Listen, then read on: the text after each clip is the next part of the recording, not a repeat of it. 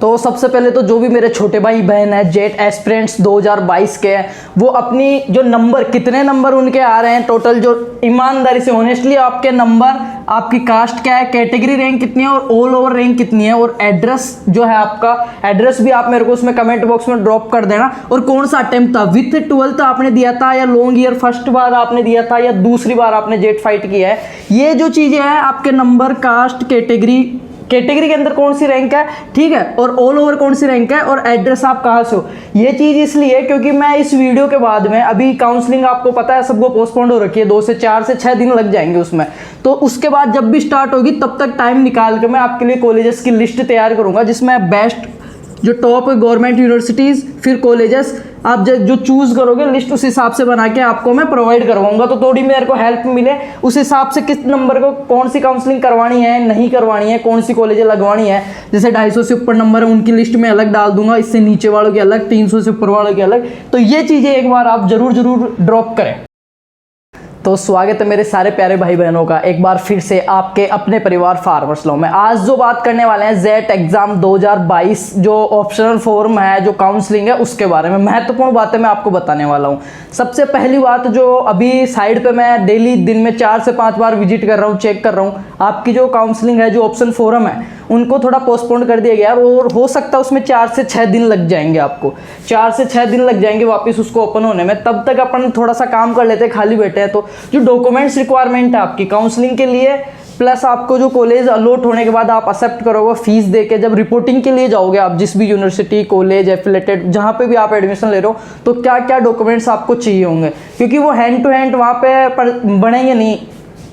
तो अभी अपने पास टाइम है तो अपन उनको बनवा लें, जिनके पास नहीं है अपडेट करवाना है, वो क्या क्या चाहिए वो सारी चीज़ की बात करेंगे। दूसरा बात करेंगे जो काउंसलिंग में पेमेंट मेथड जो आपको कटवाने का है उसके बारे में।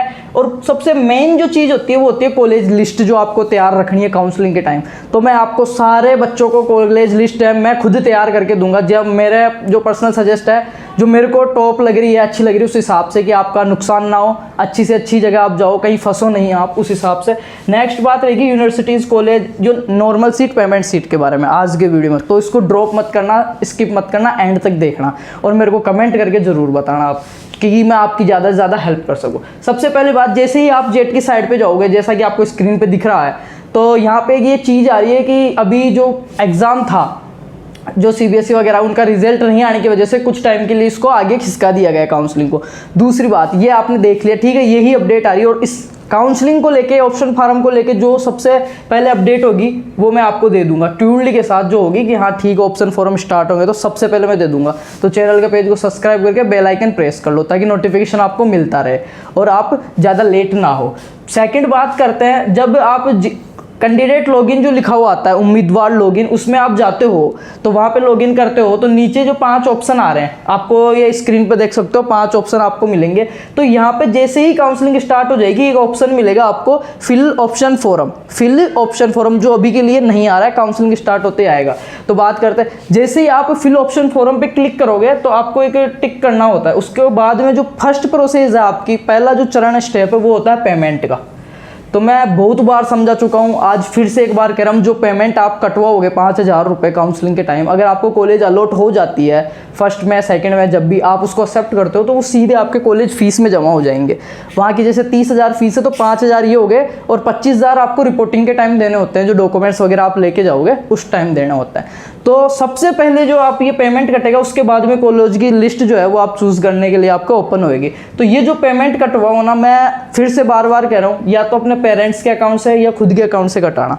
बाय द वे कॉलेज नहीं भी मिलता है, ऐसे कुछ परिस्थिति होती है, सिचुएशन होती है, तो ये रिफंड जब होता है ना तो बहुत स्टूडेंट्स को प्रॉब्लम आती है। बहुत का मेरे पास मैसेज कॉल आए थे कि उनको पेमेंट नहीं मिला है मित्र वाले से, वैसे वगैरह। ऐसा नहीं, सारे नहीं करते, कुछ होते हैं, फिर उनको मिनी स्टेटमेंट दिखाओ और वो दिखाओ और स्क्रीनशॉट दिखाओ और मैसेज दिखाओ रिटर्न का, बहुत लफड़ा होता है। तो सबसे बेस्ट ये है कि जो 5,000 रुपये कटवाएं अपने अकाउंट से या अपने गार्जियंस के अकाउंट से कटवाएं। सेकंड, पेमेंट कटते ही आपको चीज़ आती है कि डॉक्यूमेंट्स की, कॉलेज लिस्ट बाद में आएगी, डॉक्यूमेंट्स क्या आते हैं। सेकंड चीज़ तो जेट वाली 10-12 तो है ही, 10+2 वो तो रखना। एक जो जेट का आपका रिजल्ट आया है, जो आपके पास आया होगा, वो आपको चाहिए, प्लस जेट का जो रजिस्ट्रेशन में आपने करवाया था, फॉर्म भरा था, उसका अगर है प्रिंट आउट तो वो 2 चीज़ आप साथ लेके जाए। जेट का जो रिजल्ट जिसमें आपके नंबर, कैटेगरी, यूआर, रैंक वगैरह सारा कुछ लिखा हुआ है वो चीज़। सेकंड, जाति निवास, ठीक है, जाति जो होता है कास्ट सर्टिफिकेट वो आपको चाहिए होगा। जनरल वालों को नहीं चाहिए। अगर किसी ने जो लगा रखा है जनरल के अंडर एमबीसी हो गया, SC ST हो गया, उनको क्या चाहिए? जाति प्रमाण पत्र, जाति प्रमाण पत्र। और चाहिए आपको मूल निवास। अगर कोई स्पेशल कोटे से, जैसे आर्मी कोटे से या दिव्यांग है, हैंडीक्राफ्ट कुछ ऐसा है, उसके पास स्पोर्ट्स हो गया, आर्मी हो गया, तो वो उसका फ़ायदा ले। अगर वो उसके पास है तो वो भी वो लेके जाए।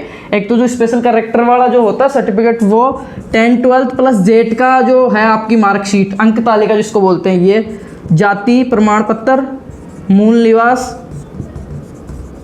मूल निवास। अगर हाँ आप जनरल में हो और ये जो 10% वाला अगर आप लेते हो तो वो भी आपको लगाना पड़ेगा, आपके पास होना चाहिए। तो इनके बाद जैसे ही आप ये आपके डॉक्यूमेंट्स अपलोड होंगे, आपसे जो आपकी जो चूज़ लिस्ट होती है, कॉलेज जो आप सेलेक्ट कर रहे हो वो ओपन होती है।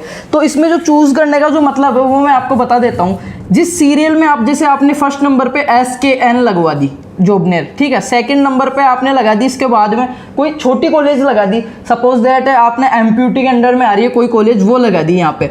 थर्ड नंबर पे फिर आपने लगा दी जोधपुर यूनिवर्सिटी। आपके नंबर किस हिसाब से, उस हिसाब को बाद में देखेंगे। तो इसका मतलब ये होता है कि आपकी प्रायोरिटी किसको दे रहे हो आप, महत्व। सबसे पहले आपको काउंसलिंग राउंड में अगर मिलने के चांस है तो ये मिलेगी, और ये नहीं मिल सकती तो ये मिलेगी, जोधपुर नहीं मिलेगी सीधी।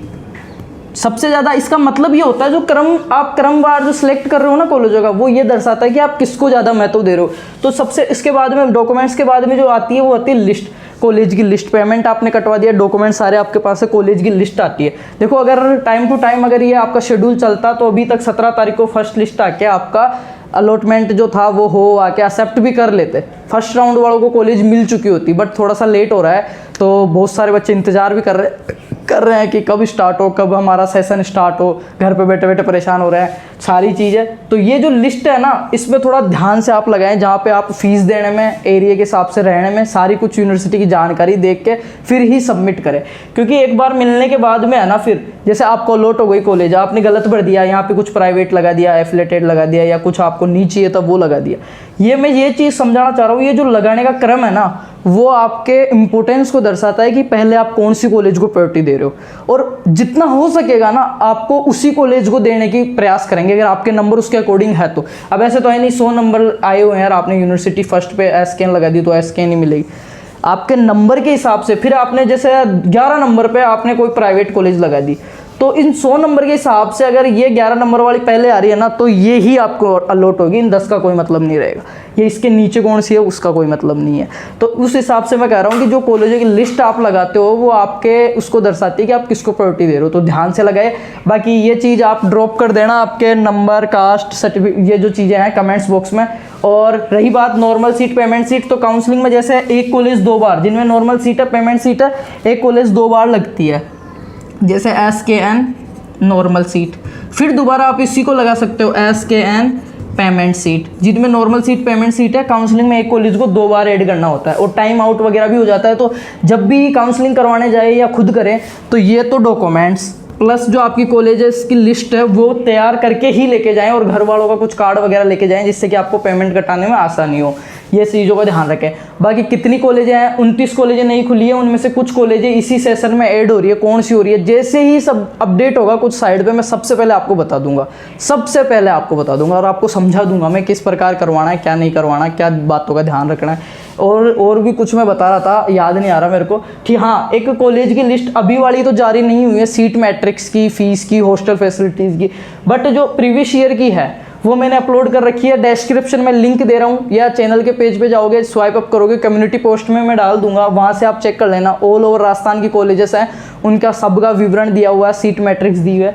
और एक मैंने वीडियो डाला था BSc agriculture honours, private versus government, private colleges versus government colleges, तो उसको देख लेना एक बार। जो भाई जिनको देखो ये जो दूर के पर्वत है ना वो दूर से अच्छे लगते हैं, ठीक है, और जिसके फटे ना बवाई वो क्या जाने पीर पर आई। तो अभी तो बहुत मैंने वो वीडियो डाला, बहुत सारे कमेंट भी थे, भैया क्या दिक्कत है इनमें, एजुकेशन लेवल बहुत अच्छा है, वो है भाई, मेरी कोई दुश्मनी नहीं है, आपकी भलाई के लिए कह रहा हूँ। तो एक बार वो वीडियो चेकआउट करना, उससे हो सकता है आपका जो डिसीजन ले रहे हो कुछ आपका बदल जाए अनुमान, उसको लेके जो भी है कुछ चेंजेस हो, तो बेस्ट ऑफ लक है सभी को। उम्मीद करता हूँ सबको उनकी जो सोची है, जो उनकी ड्रीम कॉलेज है वो मिले, अचीव हो। बाकी ये दोनों वीडियो चेकआउट करना और ये चीज़ें ड्रॉप कर देना। जैसे कोई अपडेट आएगी सबसे पहले मैं बता दूंगा। लिस्ट में तैयार कर रहा हूँ कितने नंबर वालों को काउंसलिंग करवानी है, नहीं करवानी, किस हिसाब से लगवाना है। तो ज़रूरी नहीं मैं जो लिस्ट दूं उसी को सेम हूबहू आपको लगाना, उससे आपको थोड़ा सा आइडिया हो जाएगा कौन सी अपने को रखनी है नहीं रखनी है, थोड़ा सा आपको सजेस्ट मिल जाएगा। ठीक है, तो thank you so much. Like कर देना, शेयर कर देना और कमेंट तो करना ही करना है। Thank you.